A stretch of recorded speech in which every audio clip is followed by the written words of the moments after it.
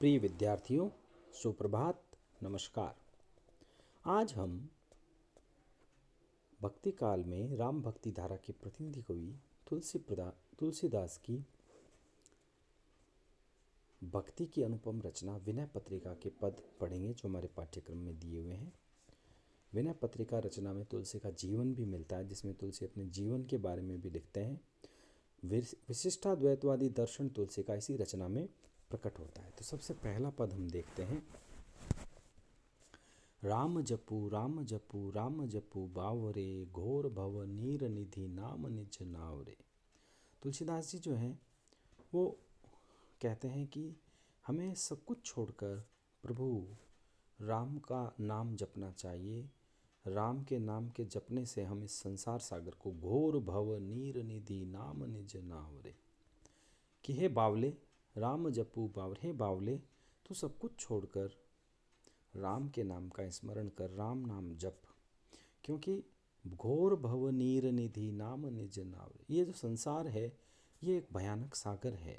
भयानक संसार रूपी सागर को पार करने में राम नाम ही नाव के रूप में काम करेगी। तो राम के नाम को नाव और संसार को सागर कहा गया है। तो ये सांग रूपक अलंकार है।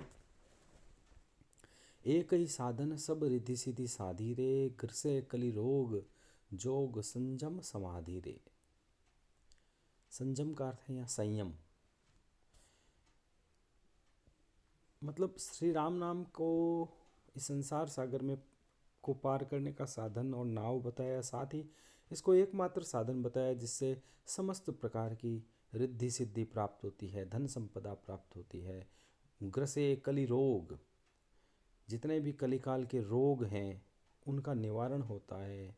जोग संयम समाधि रे, और इसके अतिरिक्त वो कहते हैं कि जीवन में उन्नति सिद्धि प्राप्त कर लो, चाहे कुछ भी प्राप्त कर लो, रिद्धि सिद्धि साध लो। संयम और समाधि ये जो साधन है, इन्हीं से इन सब को कलिकाल के रोग ने ग्रस्त कर दिया है। भलो जो है, पोच जो है, दाइनो जो बाम रे, राम नाम ही सो अंत सब ही को काम रे। वो कह रहे हैं कि संसार में जो भी भला है, बुरा है, उल्टा है, सीधा है, दायां है, बायां है, अंत में सभी को एक राम नाम से ही काम पड़ेगा। जग नव वाटिका रही है फली फूली रे, धुआं कैसे धीर हर देखी तू ना भूली रे। वो कहते हैं कि संसार रूपी आकाश में फले फूले दिखने वाले बगीचे के समान है। यानी जिस प्रकार बगीचा जो है वो नष्ट होता है, उसी रूप से संसार रूपी वाटिका नष्ट होगी। धुआं कैसे धोर हर देखी तू न भूली रे, कि तुम जो है इन चीज़ों को भूलो मत, क्योंकि ये सर्वथा मिथ्या है। धुएं के महलों की भांति क्षण क्षण में दिखने वाले, धुआं कैसे धोर हर देखी तू ना भूली रे। क्षण क्षण में दिखने वाले धुएं के ये जो धुएं के महलों की भांति क्षण क्षण में दिखने वाले और मिटने वाले जो सांसारिक पदार्थ हैं, तुम इनको देखकर राम नाम को मत भूल जाना। राम नाम छाड़ी जो भरोसो करे, और रे तुलसी परोसो त्यागी मांगे क्रूर कौर रे। भक्त जो है कवि स्वयं को भी लक्ष्य करके कहता है कि ऐसी मूर्खता तुम मत करो कि राम नाम के जप को छोड़कर तुम उस मूर्ख के समान जो है उस भोजन को कोर को प्राप्त करने के लिए भागो, जैसे कोई कुत्ता जो है घर के बाहर मांगता फिरता है, जबकि तुम्हारे सामने राम नाम रूपी जो है थाली परोसी हुई है। तो ये जो पद है तुलसी का, इसमें तुलसी राम की भक्ति को निष्ठा भाव से करने की बात कह रहे हैं,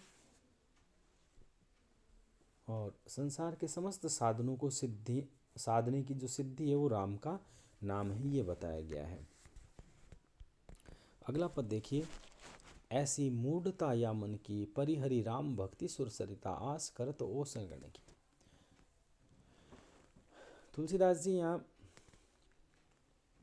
मन की मूर्खता, मन की जो है मूढ़ता के बारे में बता रहे हैं कि ऐसे लोगों का मन जो राम की भक्ति को छोड़कर सांसारिक विषय वासनाओं में रत हैं, उन पर व्यंग्य करते हुए कहते हैं कि तुम्हारा मन कितना मूर्ख है, तुम राम भक्ति रूपी सुर सरिता को छोड़ रहे हो, गंगा नदी को छोड़ रहे हो, गंगा को त्याग कर तुम जो है अपनी प्यास सांसारिक विषय वासनाओं से, ओस कणों से बुझाना चाहते हो। प्रतीकात्मक शैली में तुलसी ने बात कही है। धूम समूह निरखी चातक ज्यों, तुसित जानी मति घन की, कि तुम्हारी स्थिति ठीक वैसी है जैसे चातक जो है, पपीहा प्यासा धुएं के गुबार को बादल समझ लेता है। भ्रांतिमान अलंकार है, जब उपमेय को उपमान समझ लिया जाए, ऐसा वर्णन हुआ भ्रांतिमान होता है। नहीं तह शीतलता न वारी, पुनि हानि होती लोचन की। परंतु जब चातक इस तरह से निहारता है तो उसको निराश ही होना पड़ता है, क्योंकि धुएं के जो बादल है उससे उनकी आंखों में अपार कष्ट होता है। उसको पानी नहीं मिलता, नहीं प्यास बुझती है, और आंखों की उसको हानि होती है। ज्यों गच कांच विलो की, सैन जड़ छा आपने तन की। जिस प्रकार सैन का अर्थ है बाज, बाज पक्षी जो है, जिस प्रकार बाज पक्षी जो है कांच की फर्श में अपनी परछाई को देखता है और उसे अपना दुश्मन मानता है और उस पर टूट पड़ना चाहता है। टूटन अति आतुर आहार बस, क्षति विसारी आनंद की, और वो उस पर आहार मानकर टूट पड़ता है और अपने मुख की जो क्षति है उसको भूल जाता है। कह लो कहो कुचाल कृपा निधि, जानत हो गति जन की। तुलसीदास जी कहते हैं, हे कृपा के सागर, आप जो है मन के अनुचित और मूर्खतापूर्ण आचरण को जानते हो, आप अंतर्यामी हो। जानत हो गति जन की, तुलसीदास प्रभु हरहु दुसहु दुख, करहु लाज निज पन की। इसलिए हे प्रभु, आप मेरे समस्त दुसह दुखों का निवारण करो और करहूँ लाज निज पन की, और आप जो है मेरे को अपना मानते हुए मेरे भयंकर दुखों से मुझे निजात दिलाएं और मुझे शरण में लें।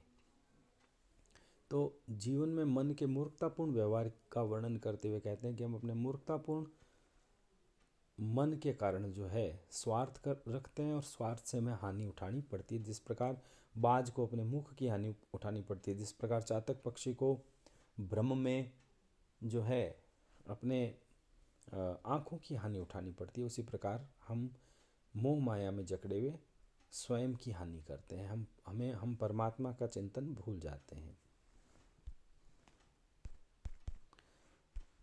तो प्रिय विद्यार्थियों, ये जो 2 पद मैंने आपको पढ़ाए हैं, इनका भाव सौंदर्य और शिल्प सौंदर्य जो है, आप दोबारा से इस वीडियो को सुनकर अध्ययन करें और मुझे प्रेषित करें। शुक्रिया।